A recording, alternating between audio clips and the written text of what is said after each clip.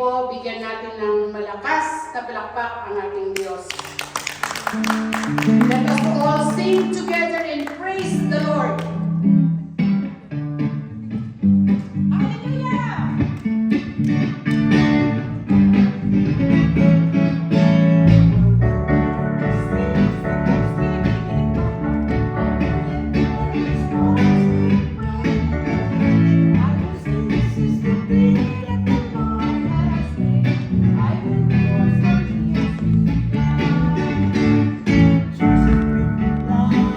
Jesus,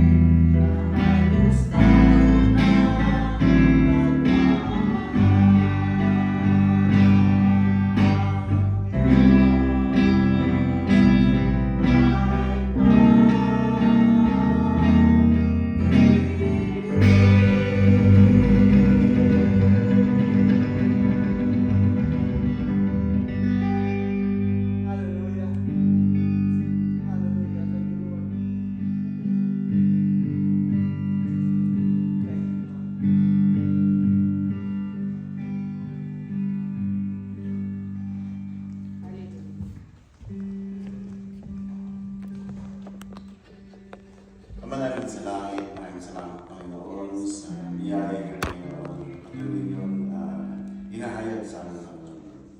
Maraming salamat sa iyong salita, sa iyong gawa, Panginoon, sa pagkilos sa aming buhay.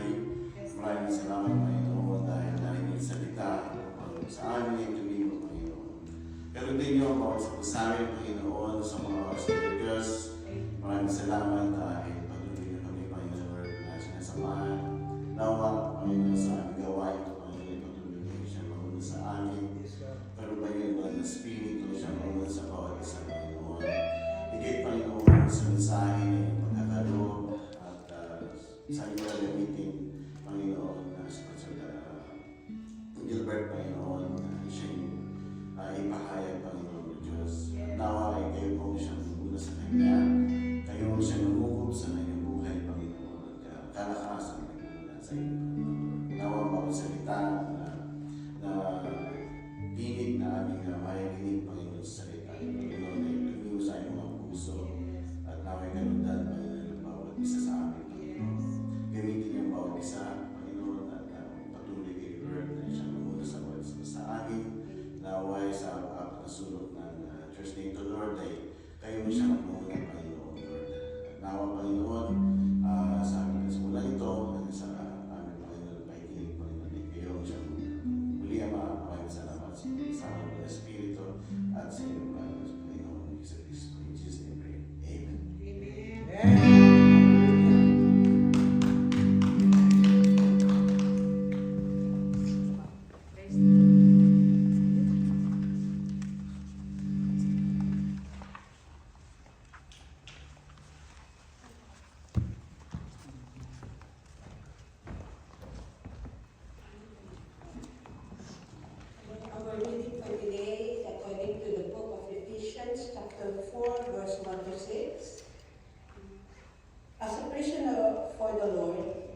I urge you to live a life worthy of the calling you have received.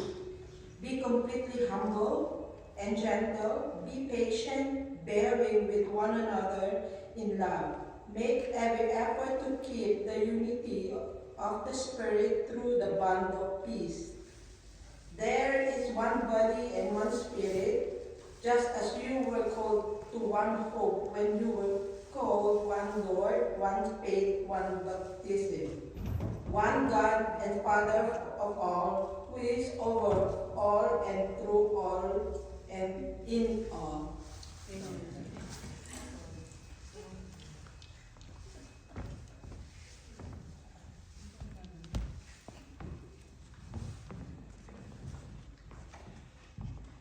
Most gracious and loving Father, this morning, this afternoon, Father God, we lift up our lives unto you. Hallelujah. And pray that you continue to open our spiritual hearing, spiritual eyes, spiritual understanding, Father God. We acknowledge that without you, apart from you, we can do nothing, Lord God. So reign in our midst this afternoon, Lord God. Reign in our hearts, Lord God. Thank you so much. In Jesus' name. Amen. Spiritual na pag-unawa, mga kapatid. Kanina ay alam ko sana kung kailan ba yung Father's Day. Kailan ba yung Father's Day, Pastora? Next week po. Sa next week Next pa? week. Sa sabi ko Pastora sa akin noon, message natin ngayon, supposedly, Father's Day. May plano tayo naman. Get together ito na ano dito, di ba? Sana. Pero hindi na tuloy, may mga nakakabing mga kapatid natin. Anyway, ang mensahe natin ngayon ay may relasyon pa rin sa Ama. At alam po natin na kung tayo ay mag-usap patungkol sa Ama, hindi pwede maging Ama kung anak. Hindi po ba? Hindi ko pwedeng tawagin Ama kung walang anak. At yung anak din, hindi pwedeng tawagin anak kung wala siyang Ama. Kaya separable po itong dalawang ito eh. Hindi po ba mga kapatid? Kahapon sa aming Bible study, ay napag-usapan namin yung patungkol pa rin sa Ama at mga anak, mga kapatid. Alam ko na yung mga bata ngayon na hindi pa dumating sa kalampong maging Ama sila, hindi lang maunawaan yung puso ng Ama at yung puso ng ina. Amen? Kasi ang ating buhay ay all about experience. Kung hindi mo ma-experience yung mga bagay na yun, wala pang saysay sa'yo yun. Wala pang halaga sa'yo. Pero kung maging ama ka na o maging ina ka na, doon makikita mo mga kapatid. Doon mo maunawaan ang puso ng mga magulang. Amen. Amen? Kaya nga, sa aking experience mga kapatid, na-experience ko talaga ito sa buhay ko. Na ang mga anak o mga bata na hindi marunong magpapahalaga sa kanilang magulang ngayon. Habang buhay pa yung mga magulang nila, iiyak sila doon sa punto. Wala nang halaga yun. Wala nang halaga yun. At alam mo, hindi pa nila makita itong kahalagahan ng mga magulang ngayon. Hindi pa sagad sa puto yung kanilang pangunawa about the feeling of the parents. Pero ano kasi mga kapatid, kinakailangan na ngayon pa lang ipadama na natin sa ating mga magulang ang ating respeto at ang ating pagmamahal sa Kanya. Kasi ito'y nag-i-express din sa relationship na tunay natin Ama sa Diyos. Na Diyos. Amen po ba? Ang ating kasi buhay sa mundo ito, practice lang ito eh. Hindi ito parang dumaan tayo sa ganitong sitwasyon. But at the end of the day, tayo harap sa Panginoon, siya ang tunay nating Ama. He is the Father of us all. Praise the Lord. Tayong lahat, walang isa na, walang exempted dito mga kapatid. Although religion, they are preaching about gospel, pero hindi nila nakita ito mga kapatid eh. Di ba sa ating mga pinagmulan ng religion, we are bragging that we are full gospel church. But if you examine it closely, hindi pala full gospel talaga.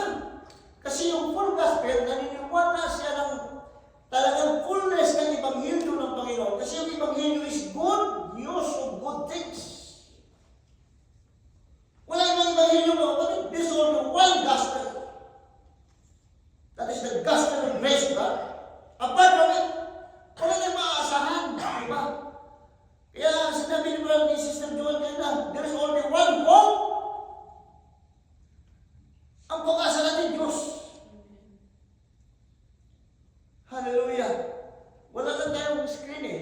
Kung mayroon sana ng screen, makikita natin mga kapatid. Yung, alam niyo ba yung universe? Universe for now is just a prophecy. Why? Sapagkat hindi pa natin nakita talaga kung anong kahantungan sa landang ito. Nandito pa tayo sa process mga kapatid. Patungo pa tayo doon sa fulfillment talaga. Because all of the plans and purposes of God will come into fulfillment. Hallelujah. Ang universe is one word. There is only one word in this universe. Kasi yung uni means one. And verse means word. Kaya universe, one word. And we know for a fact mga kapatid, kung ano yung word na yun, sino yung word na yun? Iisa lang salita dito sa universe ito. Si Kristo lang. Ang declaration ng salita niyo, in the beginning was the Word. And the Word was God. Hallelujah. Ang salita nito ay Diyos. Subalit bumaba siya sa ating level, mga kapatid, upang salubungin tayo. Upang katagpuin tayo, sabagat tayo hindi pwede pumunta doon sa Kanya. Amen po ba? Alam natin yun, kung ano nangyari kay Nimrod. Gusto niyang abutin ang Diyos sa pamamagitan ng kanyang sariling gawa. Gumawa sila ng tore, napakataas yung tore. Pero nung sila doon na sa tuktok, akala na maabutan nila ang Diyos. Sila kinonfuse ng Panginoon ng kailang pangunaw at kanilang pagsasalita. Nasira ang tore na yun. Sapagkat walang gawa ng tao na maaari makaabot sa kalwalhatian ng Diyos, mga kapatid. Siya ang dapat bumaba. Kaya si Christ is the expression of the unseen God. Wala nang nakakita sa Diyos kundi si Kristo. Chapter 1 ng John, verse 18. Kung hindi ko nagkamali, mga kapatid. Pero tingnan natin. Ano ba? Ano ba ito? Hallelujah. Tingnan natin yung chapter 1 ng John, mga kapatid, verse 18. No man hath seen God at any time. Wala kong tao na nakakita sa Diyos kahit sa anumang panahon. Hallelujah. At sabi dito, the only begotten Son. Alam ko natin kung sino yung begotten Son. It's Christ. Sabi niya, no man hath seen God at any time, the only begotten Son who is in the bosom of the Father. Ang sabi niya dito, He hath declared Him. So the coming of Christ in this world is a declaration of what our Father is. Amen mo ba? Tinignan ko yung bosom mga kapatid kanina doon sa Greek. Yung bosom doon mga kapatid is chest. Itong dibdib. Siya ay nasa dibdib ng Panginoon. Siya ay nasa dibdib. He is in the bosom of the Father. Actually, ang salita ay nasa puso ng Ama eh. Nung unang panahon, before siya nagkaroon ng katawan na tinawag natin na si Yesu Cristo, He was the Word that was with God from the beginning. Nasa puso siya. At ang sabi sa Psalms chapter 33, mga kapatid, dahil sa salita ng Diyos, ang lahat ng bagay ay nagkaroon. Tingnan natin yun. Psalms chapter 33, verse 6 and 9. Hallelujah. Kasi ito yung salita eh. Chapter 33, verse 6. Atin mo nang umpisa ng 1. Rejoice in the Lord. Kasi, bakit ko dadaanan ito? Sapagkat kaiba yung nakita ng Diyos ngayon mo. Sabi nila, full gospel sila. But then, kung ating examine talaga, it's not full gospel. Yes, there is full. There is fullness sa kanilang pinagsasabi. But fullness of something. Not gospel. Not full gospel. Sapagkat ang gospel na pinipresent ng Diyos ngayon, mga kapatid, wala nga sa kalahati ang gospel eh. I repeat, ang gospel ay isang mabuting balita ng mga mabubuting bagay.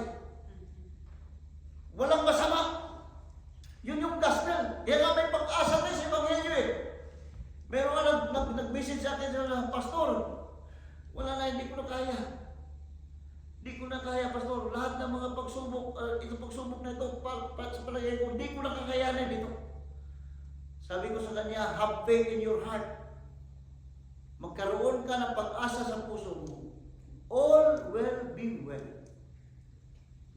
Ang lahat ng bagay ay magtapos doon sa kabutihan. Yan ang Ebanghelyo. Hindi katulad sa narinig natin sa ating mga Diyos. Ebanghelyo nila si Kristo, totoo na pako sa krus. But then, pagkatapos nung i-preach sa Kristo na pako sa krus, you must do something. You must accept Him. You must receive Him in your heart. Para bang tayo na ngayon binigyan niya ng posibilidad, mga kapatid, that we are dead in trespasses and sins. Saan ang Ebanghelyo doon? Saan ang mabuting balita doon, mga kapatid? Pagkatapos mamatay si Kristo sa krus, wala na siya kapangyarihan ng bawat isa ay maligluhod sa kanyang harapan. May mabuting balita ba doon?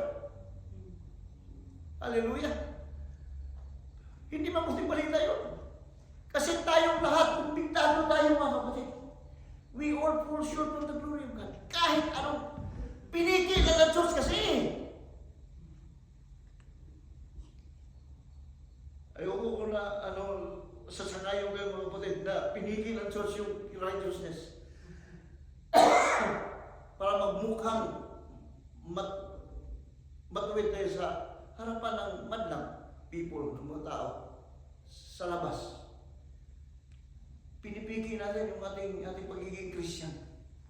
Para sa tingnan ng tao na yan ang Kristiyano.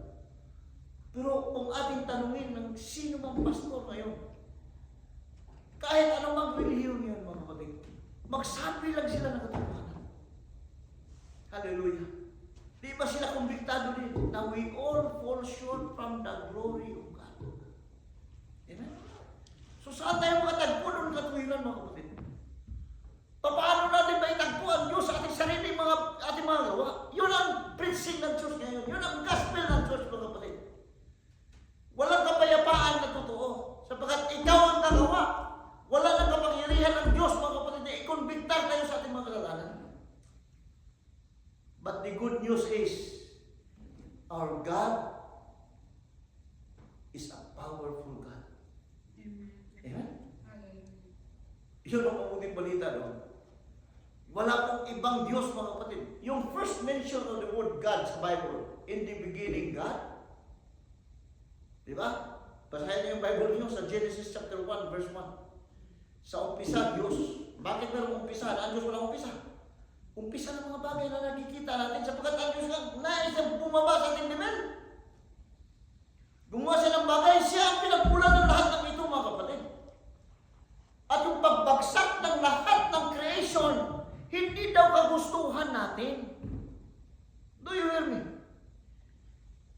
Ang creation na sa ilalim ng corruption yan, under the bondage of decay and corruption. Pero hindi daw natin kagustuhan yun. Sino may gusto? Ang may gusto ang Diyos. Kaya yung pangatwiran ng Diyos, hindi lahat maliligtas. Naku po, talagang, natin yung puso ng Ama. Ang puso ng Ama, mga kapatid, kahit sino-sino magulang. Ang Ama ay binipresent din sa church, sa scripture na parang ina. Di ba sila may ni Kristo, oh, Jerusalem, Jerusalem. Kayo na pumapatay ng mga propeta. Pero Jesus speaks of the church. Pero yung mga prophet ay pinapatay ng Iglesia ng Diyos, mga kapatid. Yung mga tao ay naghakita sa salita ng Diyos. Hallelujah! Hallelujah! Kaya nga, tayo ay nagkaroon ng ganitong pagtitipon ay. Inoutcast tayo, hallelujah. Nung una kong denomination, mga kapatid, nung una, grabe nung umuwi ko sa Biliran, sabi ng pastora na, yung talagang pastora ni Mrs. Robert doon sa Biliran, pumunta doon sa amin sa Biliran. Isang grupo sila. Sabi niya, Pastor, ang sama ng mga narinig ko sa'yo. Grabe. Pinagtulungan ako doon sa Biliran. May radio ministry tayo doon. mo sa radio, binbiran lang. Huwag kayong makinig dyan kay Gilbert. Huwag kayong pag-programa na niya doon sa radyo, i-off yung radyo niyo. Pero ganun ang mga ano nila. Huwag kayong makinig. Kasi pag makinig kayo, maniniwala kayo sa kanya. Hallelujah! Bakit ba? Ano ba? Nasanay na kasi tayo mga kapatid sa ano eh. Palaging judgment. Parang mag-gospel na sa atin yung judgment ng Diyos. Ang judgment ng Diyos ay parang punitive. Parang gospel na sa ating paninig yun. Hindi yung gospel, mga kapatid. Hindi yun yung mag-heal. Pinagtulungan naman ako pastor doon. Kaya nung bating ako yung pastor Kusor Palseso, mga kapatid. Yun yung pastor ko sa Bilibid. Pastor ni Sister Robert. Sa Amazing Grace Christian Fellowship, Pasita Complex. Dumating sila sama ng narinig namin sa iyo, pastor. Bakit? Na lahat ay maligtas. Masama ba yun, kapatid? Masama yun? Kayo tatanungin ko. Masama yung lahat ay maligtas. Wala ka daw impirno, wala ka daw langit. Kung pastor na, sobrang lang. Wala bang impirno tayo sa Biblia? Meron. Kaya lang yung pag-unawaan mo sa impirno, hindi yung wala dyan. Pero mistranslation kasi yan eh. Ipaliwanag ko yung kung ano yan. Yung langit, ipaliwanag ko yung kung ano yan. Nandiyan sa Bible eh. Sino ang umaalin pag-alis yan? Pero yung paniwala mo about heaven and earth is not my belief. Kaya ba yung maniniwala kung binuksan ako ng Panginoon, mga kapatid, talagang mag-iisa ka? Kahit anong, di ba sinabi nila, ano ang church ngayon? Revival ang church. Eh ako, musikero ako, mga kapatid. Talagang sa pagdating sa praise and worship, nandoon ako. Sabi na, revival. Pero hindi tayo masatisfy sa revival na yun. Fake na revival, mga kapatid. Hindi tayo masatisfy. It's not for gospel at all. Kasi tayo ay tinawag ng Diyos upang ipahayag itong full na ebanghilyong ito. Yung full na kaligtasan ng tao. That we will be saved, spirit, soul, and body, mga kapatid. No one is excluded, mga kapatid. Walang isa man na hindi kasama dito. Tayo lahat ay kasama dito sapagkat ang Panginoon ay namatay para sa lahat. Hallelujah. Kaya nung piniliwanag ko kay Pastor Rod, pinibutan nila ako. Yung mga galing sa Pasita Complex na yan, mga patira natin dati noon. Namin noon ng Sister Robert. Pinalimutan na ako. Nung mag-explain ako sila nila, sabi niya, wala man palang masama. Yun mo yun. Nung makausap na ako, sabi niya, wala man masama. Pero sama anong sinabi ng mga... Kasi iba nga ang kanilang pangunawa sa atin. Pag makarinig sila ng ibang ebanghelyo, mga kapatid, na hindi nakatugma doon sa kanilang ebanghelyo, kulto ka na. Yeah. Amen? But the truth is, ang nagsasalita ngayon, dapat ating i-acknowledge, mga kapatid. Walang ibang magsasalita sa Diyos. Hindi ako. Ang magsasalita ay Espiritu Santo. Kaya nga sabi niya, makinig kayo kung anong sinasabi ng Espiritu sa mga iglesia. Hindi nagmumula dito. Hindi nagmumula dito, mga kapatid. Kundi nagmumula sa buhay mismo ng Diyos. Dito tayo naangkas, mga kapatid. Hindi na tayo muluan. But we will not condemn them. Sapagkat sila din ay recipient ng kaligtasan. Napakalaking kaligtasan ito. Recipient din sila, mga kapatid. Kaya lang kung minsan na ano tayo, nasasaktan tayo. Hallelujah. Praise the Lord. Nung mag-preach ako na si Kristo ay si Lucifer ay hindi si Satanas. Sabi nung isang pastor, delikado yung pastor ko. Hallelujah. Bakit ayaw mong bumukas sa kaisipan mo? Bakit? Ako'y naniniwala talaga, mga kapatid, na itong panahon ito, may chosen vessel talaga ang Panginoon. May pinili siya, mga kapatid, na mga tinawag. Hindi para yun lang ang iligtas, kundi doon ipadaan ng Diyos ang kanyang salita.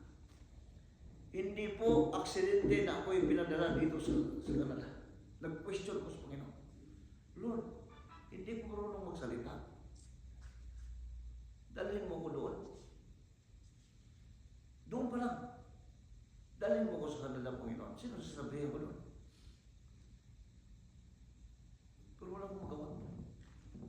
talagang tinawag pupunta rito. Decision na, hindi mo pupunta rito. Excommunicate ako kapatid. Life sentence ako. Kung i-dig talaga ang aking record doon sa NBI, nandun yung record ko. May record ako doon sa sundalo pa. May record ako doon sa sundalo. Ang dami kong kaso ng sundalo. Kaya kung tutuusin, hindi ako dapat pupunta rito. Hindi ako makapunta rito talaga mga kapatid. Yung mga kapatid namin doon sa Milan, imposible daw na si Gilbert makapunta ng Canada. Imposible, hindi makapunta yan. Ex-convict yan.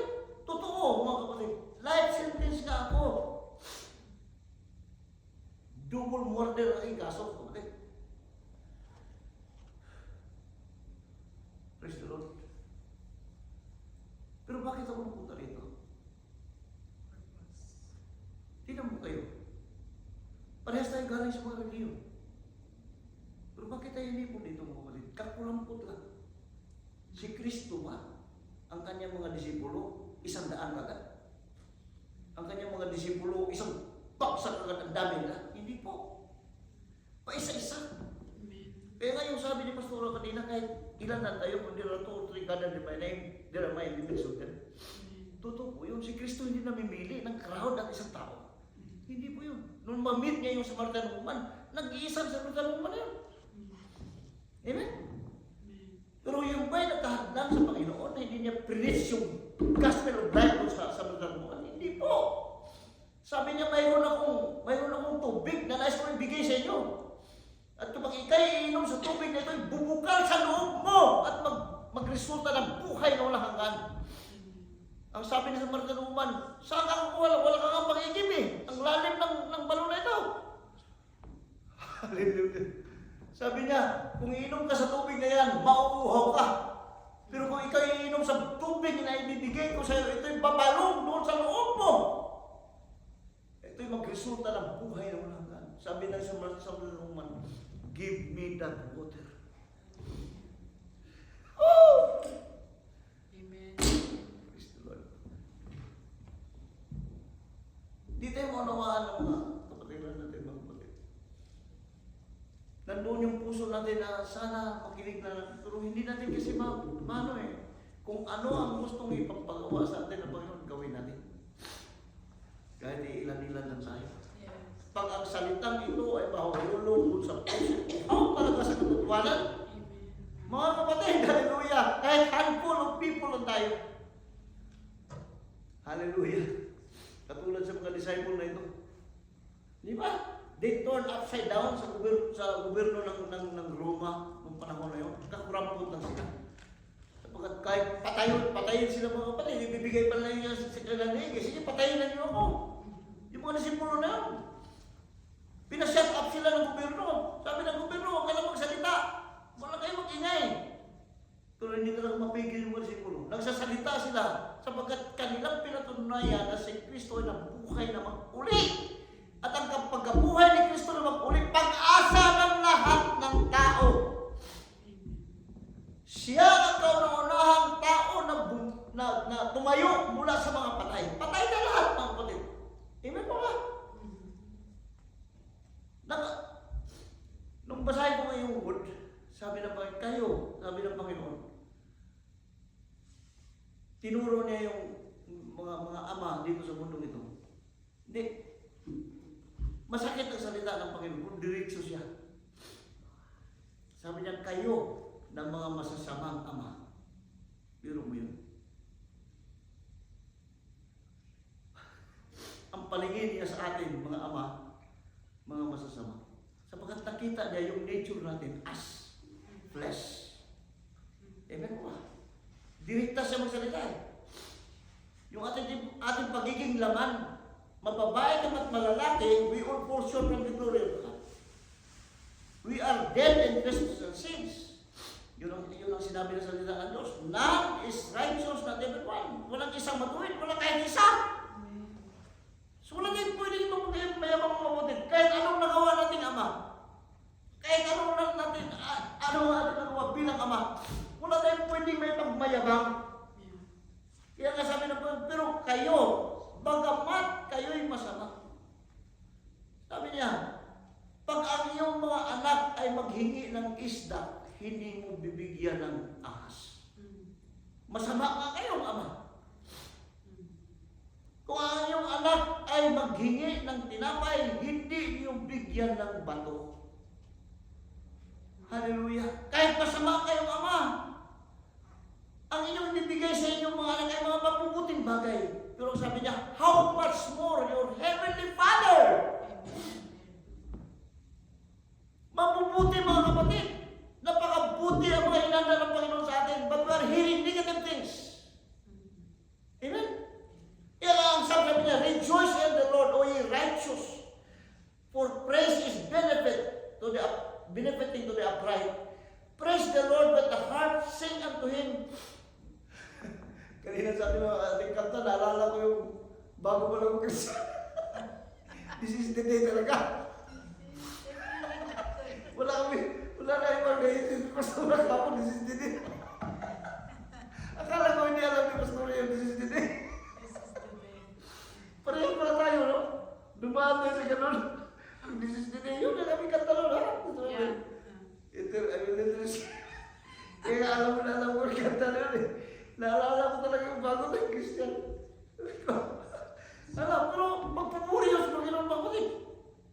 Kaya sabi niya dito, praise the Lord with the harp, sing unto Him with psaltery and instrument of 10 strings. Sing unto Him a new song, play skillfully with a loud noise, for the word of the Lord is right, and all His words are done in truth.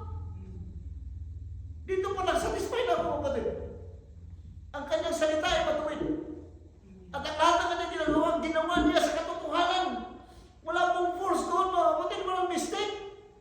Ang kanyang ginagawa. May mabasa tayo doon sa Numbers chapter 16, kung hindi ako nagkamali. Verse 23 mamaya, babasahin natin yun. Dito muna tayo. Sabi niya, for the word of the Lord is right, and all His words are done in truth. He loveth righteousness and justice. The earth is full of the goodness of the Lord. Pero ang nakita ng church, kaiba. Ang nakita ng church, ang sanlibutan ito ay puno ng mga masasamang bagay. Amen ba? Pero ang sanlibutan ito, sa may mga mata na nakikita, mga kapatid, ang sanlibutan ito ay puno ng mga mabubuting bagay. Kapos ang mga Bible study. Puro palabasan ng mga ng mga yung bang totoong outpouring sa ating puso, mga kapatid, ating mga naramdaman. Pero nag-end up kami doon na all is well. Yes. Amen? Amen. Ang lahat ay magtapos ng mabuti. Praise the Lord. Lahat ng ito, experience lang natin, mga kapatid. Hindi pwede mabigo ang Diyos. Hindi talaga siya pwede magkamali, kapatid. Praise the Lord. Kung ang church, ang paningin ng church, ang Diyos ay nagkamali, nung ibinigay ang kanyang buktong na anak, ibinigay niya mapako sa cross, pero hindi pala lahat ay maligtas, pagkakamali yun ng Diyos. Kaya sa anong ba naisipin mo, kapatid? Hindi pa pagkakamali yun. Pag hindi niya kaya iligtas ang lahat ng tao, napakalaking kamalian ng Ama. Pero, kung tingnan mo yung sinabi sa Romans chapter 13, chapter 11, mga kapatid. Ang sabi dito, praise the Lord. O the depth of the riches, both of the wisdom and knowledge of God, how unsearchable are His judgments. Di kaya natin i-trace yung kanyang judgment, mga kapatid. Napakalalim ng kanyang wisdom. Pero the church, nakita na ang Diyos pa rin nagkamali dahil hindi kaya iligtas ang lahat. If you are preaching that only few will go to heaven, mga kapatid, enter heaven and have eternal life, nagkamali talaga ang Diyos sa kanyang pagbigay ng kanyang anak. Grabe yung sakripisyo ni Kristo. Makita ko lang sa palabas lang ngayon eh. Nakita niyo yung Passion of Christ? Until din nung nangyari sa grabe yung kanyang, ganun pala yung latigo ng mga Romans, ganun, nakita ng Ama yun, mga kapatid. At alam natin na walang natatago sa Diyos. Lahat ay nasa kanyang harapan. Yung future nasa harapan ng Diyos. Yung mga nangyari sa buhay mo, nasa harapan ng Diyos, lahat ay nandyan. I mean, alam ng Diyos kung anong mangyari na kanyang anak. Nung kanya ibinigay si Kristo, alam ng Ama na gano'n ang mangyari. Sapagkat kung hindi niya alam yun, hindi siya Diyos. Kaya nga, all-knowing siya eh. All-knowing. Ano ba yun sa Greek? Omniscience. All-knowing. Nandiyan sa kanya. So alam niya kung ano mangyari kay Kristo. At alam din niya kung totoo na sinabi ng Diyos na ang lahat ay hindi talaga tatanggap sa kanya. Ituloy ko pa kaya yun? Ituloy ko bigay yung aking anak na hindi pala lahat ay tatanggap. Kakurampot lang ng tao sa mundong ito ang kaya niligtas ng kamatayan ng aking anak. The supreme sacrifice of sin. Isipin niyo mabuti yan, mga kapatid. Isipin niyo mabuti yan. Hindi po magkamali ang Panginoon. Hindi po. Hallelujah. Ang sabi niya dito sa verse 33, the depth of the riches, both of the wisdom and knowledge of God, how unsearchable are His judgment. I'm reading is Romans chapter 11, verse 33, mga kapatid. And His ways past finding out. Verse 34, for who hath known the mind of the Lord? Hinusgahan na natin ang Panginoon ngayon. Hallelujah. Sabi niya dito, mga kapatid, sa verse 36, for of Him, and through Him, and to Him are all things. Wala po para kay demonyo. Wala pong tao na para kay Satanas. Ang lahat ng tao na nagmumula sa Diyos, babalik sa Diyos. Sapagkat ang lahat ng ito ay para sa Diyos. Amen po ba, mga kapatid? Now, parang humahaba na ako. Doon tayo sa mga kapatid. Ay, alam mo na, ituloy na natin yung Psalms chapter 33, mga kapatid. Para makita natin yung napaka-yaman na salita na ito. Praise the Lord. Sabi niya, hallelujah. The earth is full of the goodness of the Lord. By the word of the Lord were the heavens made.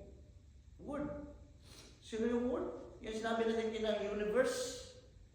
Ang universe is only a prophecy for now. Sapagkat ang mag-flourish dito sa universe na ito is that word.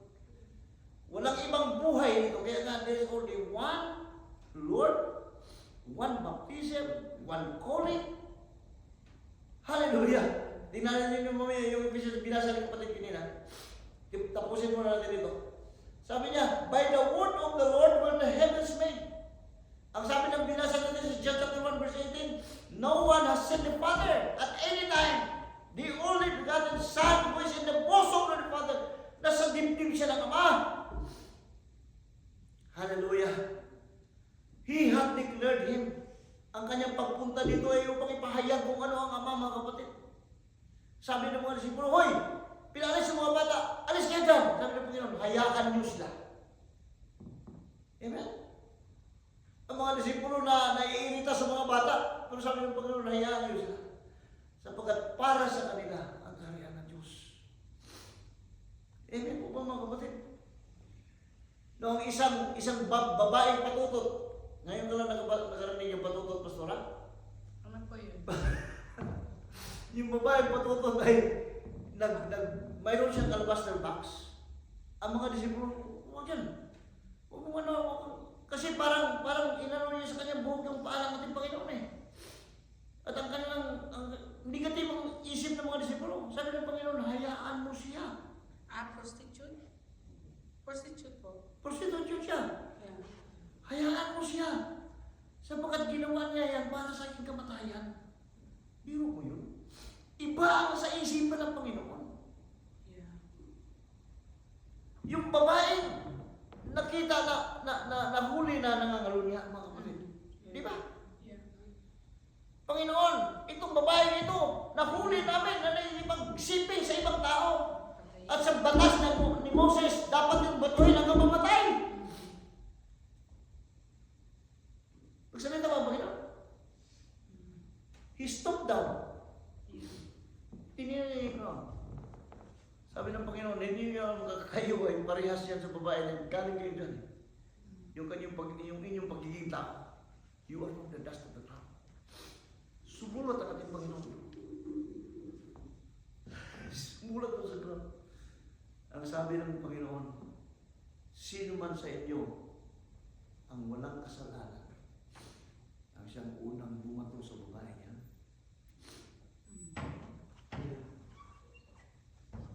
Praise the Lord.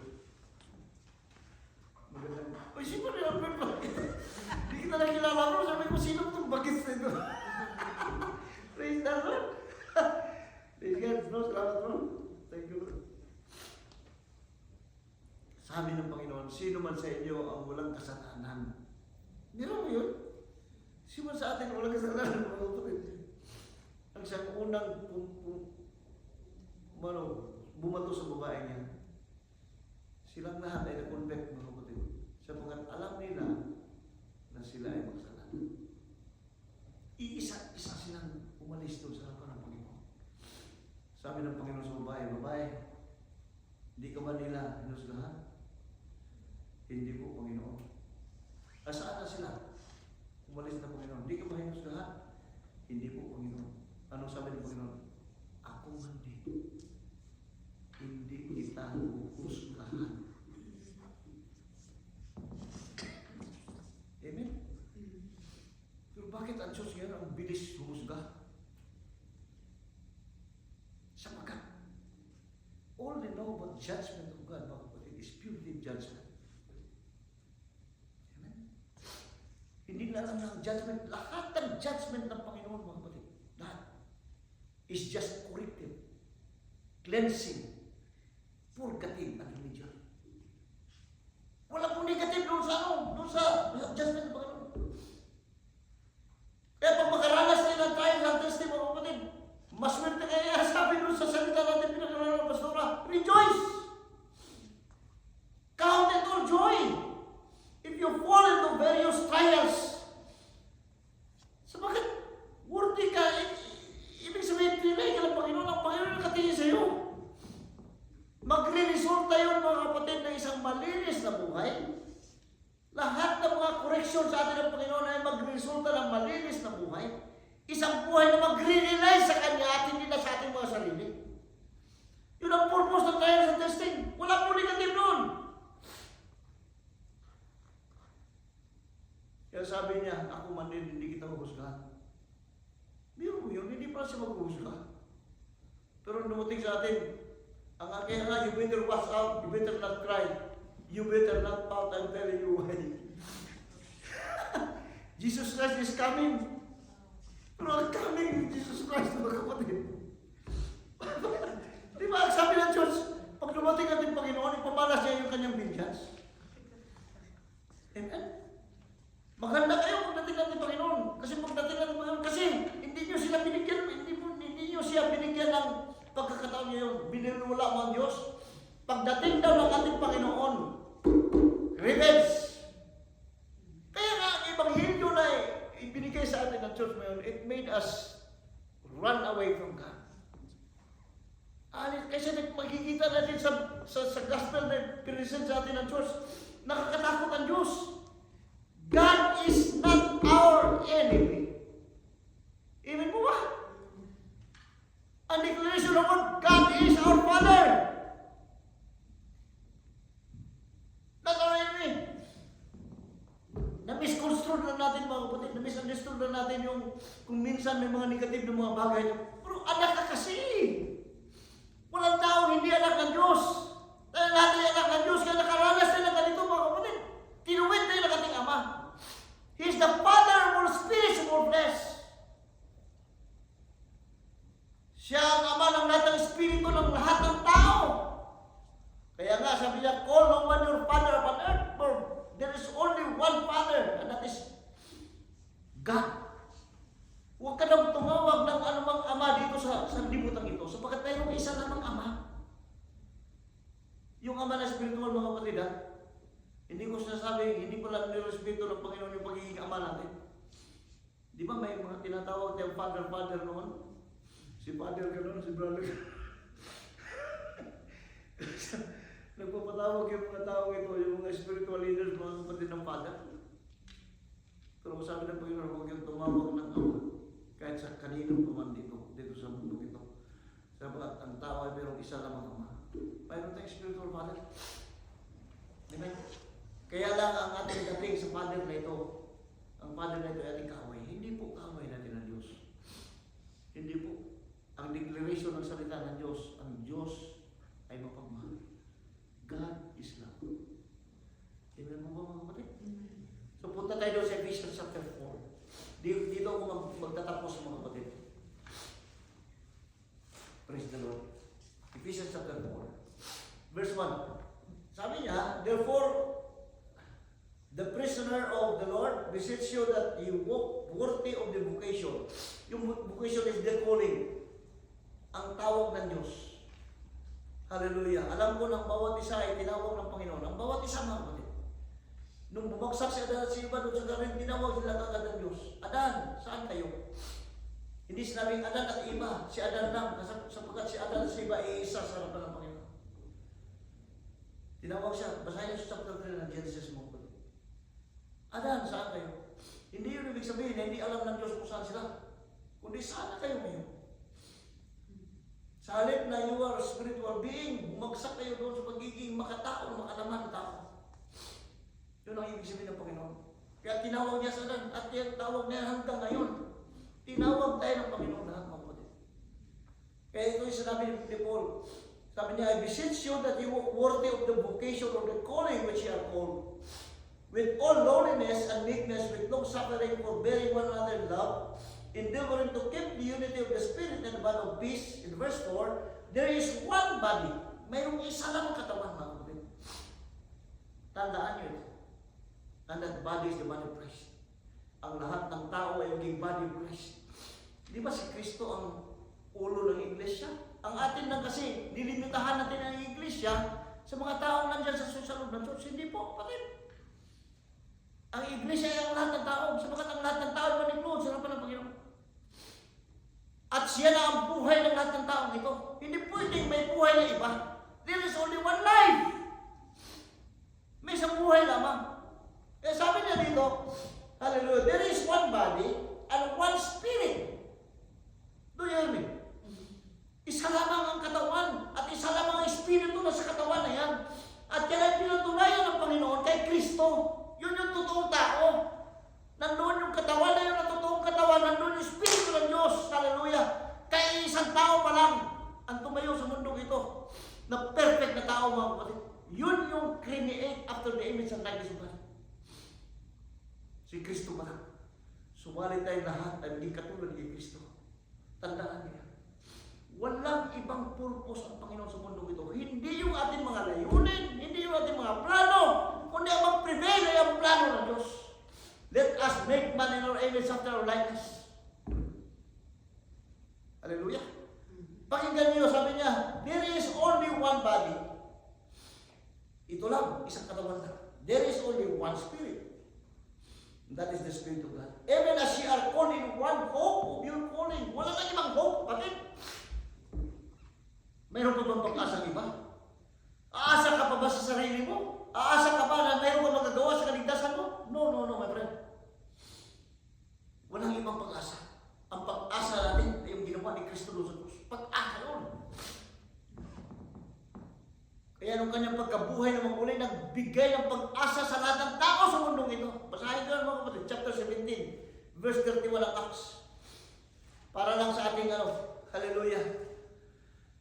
Hallelujah. Because He hath appointed a day in which He will judge the world in righteousness by that man. Hallelujah. Sabi niya, whom He hath ordained, concerning which He hath given assurance unto all men. So nagbigay siya ng kasiguruhan sa lahat.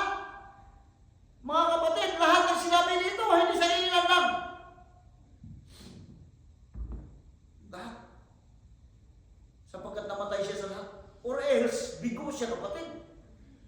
The purpose of Christ was why He died on the cross. Upang makatikim siya ng kamatayan sa lahat ng tao. Namatay siya para sa lahat ng tao. Hebrews chapter 2, verse 9. Namatay siya para sa lahat ng tao.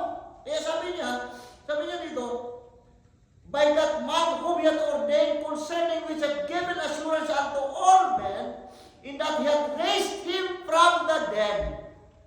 So raising Christ from the dead is assurance to all men, mga kapatid. Yung kanyang pagkabuhay na mag-uli ay isang kasiguruhan ng bawat isa. Tayong lahat ay tatayo sa harapan ng Panginoon, magkaroon ng buhay ng Diyos, because in this universe there's only one word, one life. Hallelujah. Woo! Praise the Lord.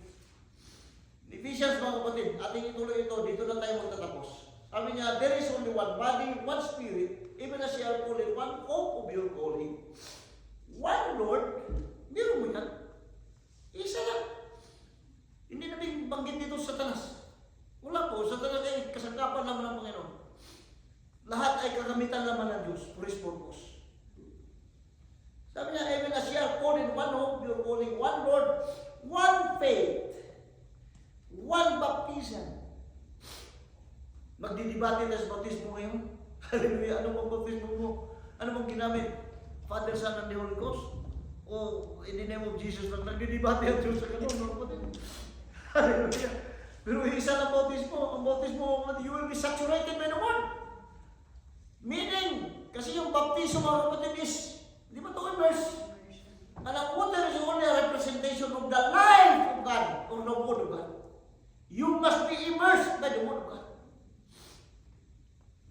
Hallelujah. Sabi niya, one calling, one Lord, one faith, one baptism, one God, and Father of all.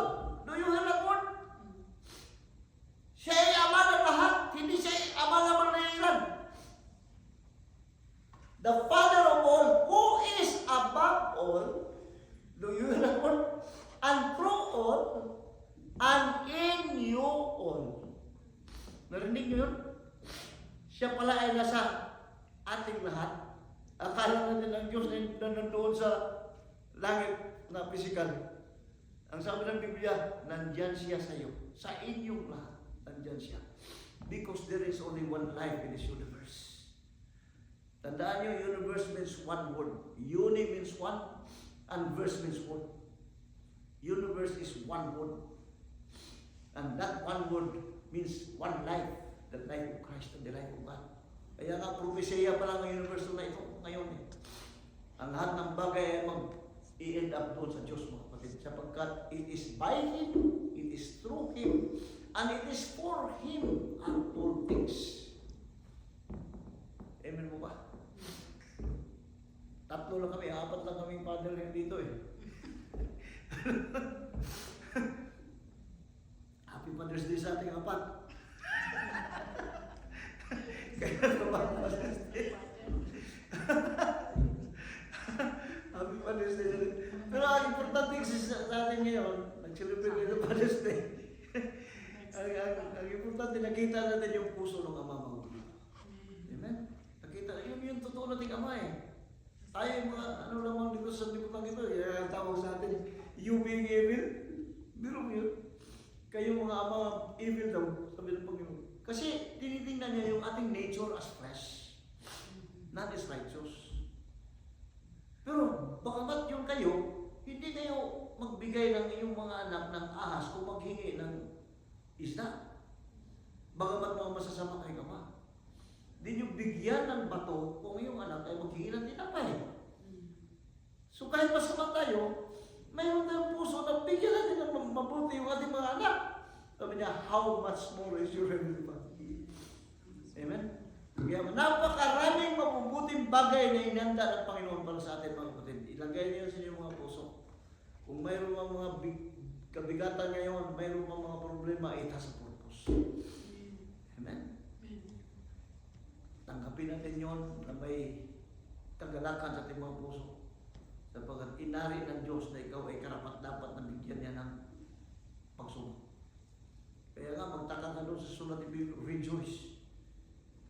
Rejoice. Kung mayroon ka trial, biro. Pero bakit hindi na nag-rejoice? Iiyak tayo sa Diyos. Hallelujah. Salamat sa Panginoon mga kapatid. Salamat sa inyong presensya. Wala na siguro tayong oras. Salamat Panginoon. Salamat bro. Salamat na kasama ka namin ngayon. Praise the Lord. Aking lahat tumayo at tayo pasalamat sa Panginoon. Father, we thank you for the God of your presence this afternoon, Lord. Salamat po, Panginoon, sa spirit of rejoicing, Panginoon, na sa aming mga puso. Amin naramdaman, Panginoon, yung presensya. Amin naramdaman, Panginoon, ang bigat na iyong salita, Panginoon, ang lalim ng salita ngayong hapon. Maraming salamat na pinaunawa mo ito sa amin, Panginoon. Binuksan mo ang aming mga kaisipang espiritual, pag-unawang espiritual, upang unawaan namin yung salita. Panginoon, hindi ko alam anong pasanin ang meron ng ating mga kapatid. Maging kami lahat nandito ngayon sa loob ng sambahan nito. But then Lord, ang lahat ng ito ay meron ang purpose. Hallelujah, meron ang layunin, Panginoon. Tinuturuan mo lang bawat isa na kami ay mag-depend lamang sa iyo. Kami ay manalig lamang sa iyo, Panginoon. Kami ay aasa lamang sa iyo, Panginoon. Salamat po, Diyos. Pagpalain mo ang bawat isa sa amin ngayong hapon. Salamat sa iyong salita. In Jesus' name. Amen. Magandang hapon sa ating lahat, mga kapatid. Hallelujah. Pastora.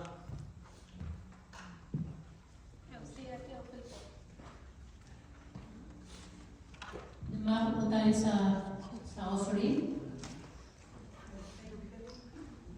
Bago po tayo dumako sa offering, meron ako mag-share. Kami po ay nasa loob ng tagumpay ngayong mga panahon ito. Aking mga anak, wala kasi sinaligay sa root, may mga sakit, may lagnat. Si Frances, na-operahan si Brian. So, sigang may pasok. Kaya kami lang po yun. At sabi ko nga kanina, bakit ako pa mag-challenge sa giving? Wala nga ako ibibigay. Joke.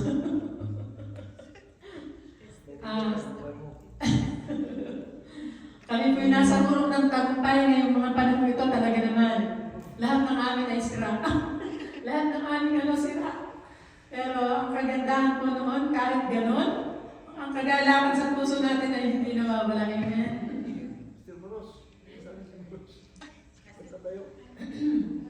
Sabi ko kay Sister Rose, pwede din ko muna mag-challenge. Basahin pa. Punta muna po tayo sa... Sabi po sa 2 Corinthians 9:7, tayo daw po ay magbigay kung ano yung ipinasya ng ating puso. Yung hindi tayo napipilitan, yung walang namimilit sa ating magbigay ka. Yung galing sa puso natin ang ating ibibigay. Dahil ang Panginoon daw po ay minamahal ng Diyos yung nagbibigay ng bukal sa kanyang kalooban. Ang sabi din po sa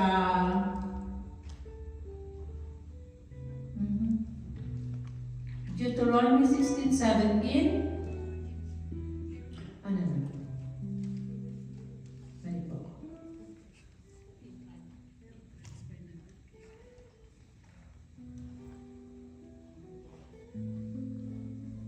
Sabi po sa Luke 6:38, give and it will be given to you, a good measure, pressed down, shaken together and running over, will be poured out into your lap. For which the measure you use, it will be measured to you. So kung tayo po nagbigay, ay ibabalik ng Panginoon sa atin ng liglig, siksik at tumaakaw. Tayo po dumako sa ating pagkakaloob. Wala po tayong cash o wala po tayong nilagay sa ating envelope, pwede po tayong mag-send kay Sister Kathleen sa online banking. Minsan po ganun ang ginagawa ko.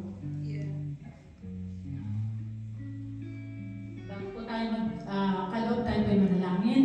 Panginoon, salamat po sa umagang ito, O Diyos, sapagkat ikay napakabuti po sa aming mga buhay, Panginoon. Hindi ka po tumitingin kung ano ang aming ginagawa. Ikaw po ay tumitingin sa aming mga puso, Panginoon. Salamat, O Diyos, sa lahat at kabila ng lahat ng aming nararanasan ay ang kagalakan ng galing sa iyo, Panginoon, ay nananatili sa aming mga puso, Panginoon. At ito ay hindi nagiging hadlang upang hindi po kami makapagpuri sa iyo, Panginoon.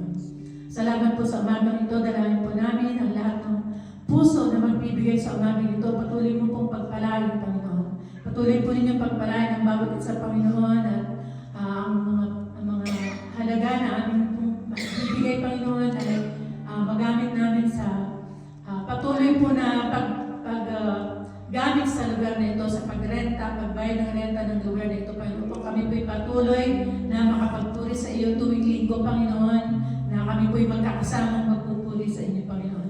Patuloy po ninyo pagpalain ng bawat isa, Panginoon, hindi lang financially, Panginoon, kung hindi sa lahat ng aspeto po ng aming mga buhay. Patuloy po ninyo pagpalain ng bawat isa, Panginoon. At patuloy po namin ibinabalik sa inyo lahat ng papuri, ang lahat ng pasasalamat sa pangalan ni Jesus. Amen and amen.